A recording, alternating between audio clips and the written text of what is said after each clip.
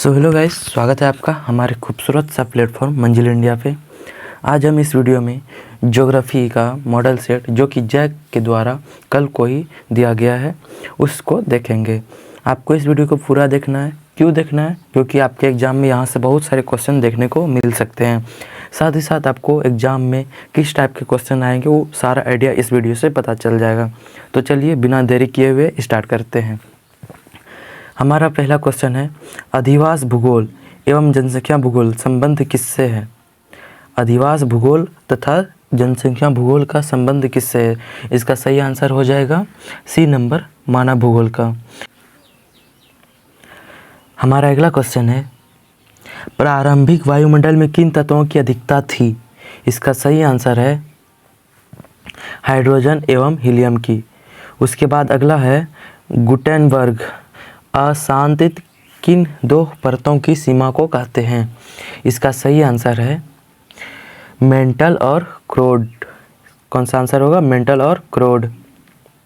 इसके बाद है, महासागरीय अधस्तल विस्तार सिद्धांत का प्रतिपादन किसने किया? इसका सही आंसर है हेरी हेस।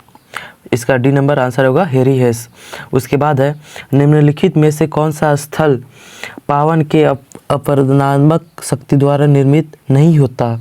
इसका सही आंसर है 5 का डी नंबर, बालू का स्तूप। क्या होता है? बालू का स्तूप।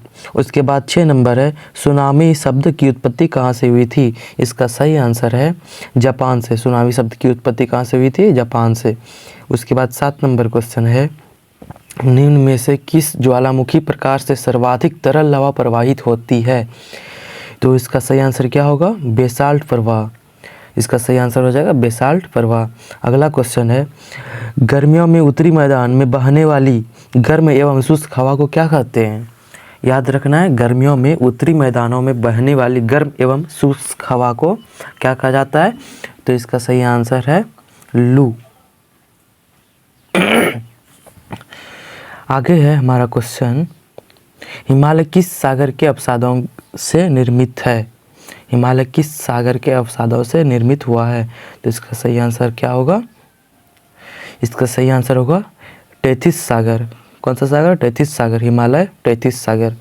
उसके बाद 10 नंबर है, निम्न में से कौन सा हिमनद द्वारा निर्मित निक्षेपित स्थल रूप है? इसका सही आंसर हो जाएगा डी नंबर, एस्कर। 11 नंबर है, ज्वारी पर की परिकल्पना सर्वप्रथम किसने प्रस्तुत किया? इसका सही आंसर हो जाएगा ए नंबर, जेम्स जेफरीज। आगे है 12 नंबर क्वेश्चन, भौमिक प्राकृतिक आपदा के अंतर्गत निम्न में से किसे सम्मिलित कर सकते हैं? इसका सही आंसर है 12 नंबर का सी नंबर, भूस्खलन। 13 नंबर है, आपदा प्रबंधन अधिनियम कब पारित किया गया? इसका सही आंसर हो जाएगा, कब पारित हुआ है? इसका सही आंसर होगा 2005 में। हमारा क्वेश्चन है, भारत का प्रथम जीव मंडल नीचे कौन है? इसका सही आंसर क्या होगा? इसका सही आंसर है डी नंबर, नीलगिरी। उसके बाद है 15 नंबर, चंदन किस प्रकार के वन में पाए जाते हैं? इसका सही आंसर है 15 नंबर का सी नंबर, पर्णपाती वन। अगला क्वेश्चन है, निम्न में से किन पहाड़ियों में चेरापूंजी और मासिनराम स्थित है? इसका सही आंसर क्या होगा? 16 नंबर का ए नंबर, खासी। अगला है 17 नंबर, निम्न में से कहाँ महाद्वीपीय अनुभव की जाती है?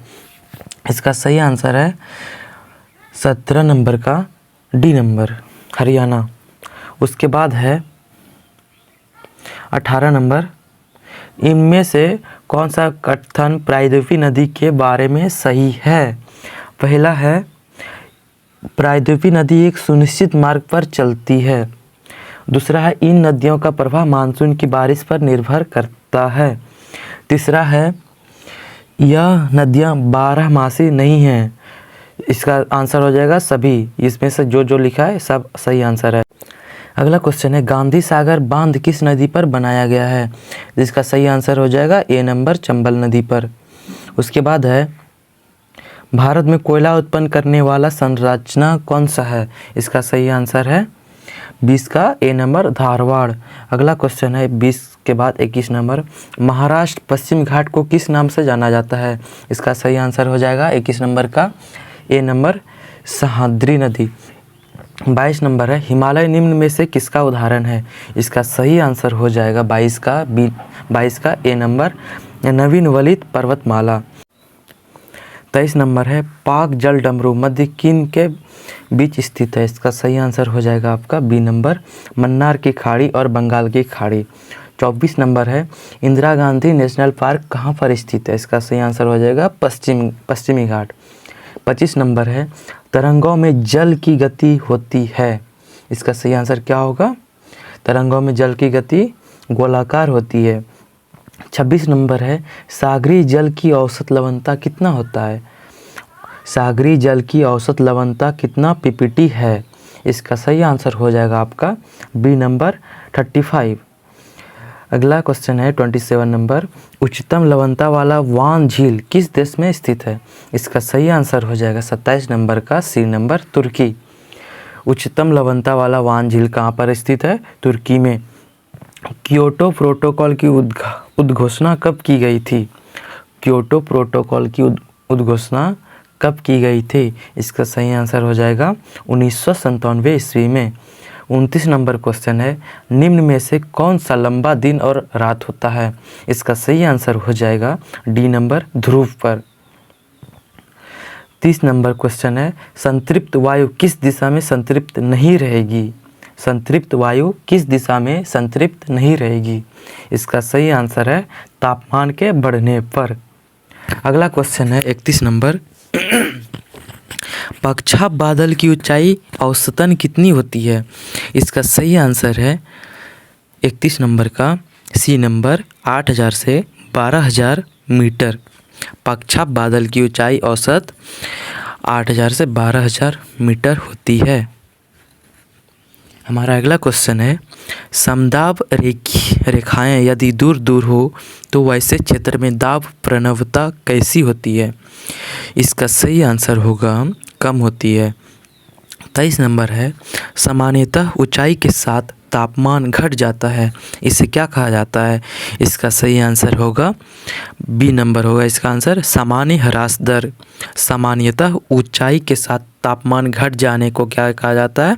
सामान्य ह्रास दर। अगला क्वेश्चन है, किस तिथि को सूर्य मकर रेखा पर लंबवत होता है?